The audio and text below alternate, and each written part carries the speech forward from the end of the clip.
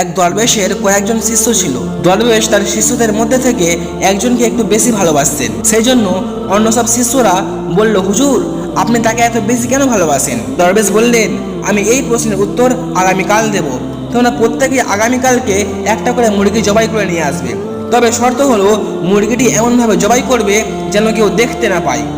পরের দিন সমস্ত শিষ্যগণ জবাই করা মুরগি হাতে নিয়ে দরবেশের দরবারে উপস্থিত হয়ে বলতে লাগলো, হুজুর আমি পাহাড়ের উপরে উঠে এই মুরগিটিকে জবাই করেছি, সেখানে আমাকে কেউ দেখতে পায়নি। এবং কেউ বললো আমি পানির নিচে ডুব দিয়ে এই মুরগিটিকে জবাই করেছি, আর কেউ বললো আমি ঘরের ভিতরে ঢুকে দরজা বন্ধ করে এই মুরগিটিকে জবাই করেছি। কিন্তু দরবেশের সেই শিষ্যটি যাকে বেশি ভালোবাসতেন সে বলল, হুজুর আমি মুরগিটি জবাই করার উদ্দেশ্যে পাহাড়ে উঠেছি, আমি পানির নিচে ডুবো দিয়েছি, রাতের অন্ধকারে মরুভূমিতেও গিয়েছি, কিন্তু যেখানে যাই গিয়ে দেখি আমার আল্লাহ আমাকে দেখছে, তাই মুরগিটি আমি জবাই করতে পারলাম না। জীবিত মুরগিটি নিয়েই তোমার কাছে হাজির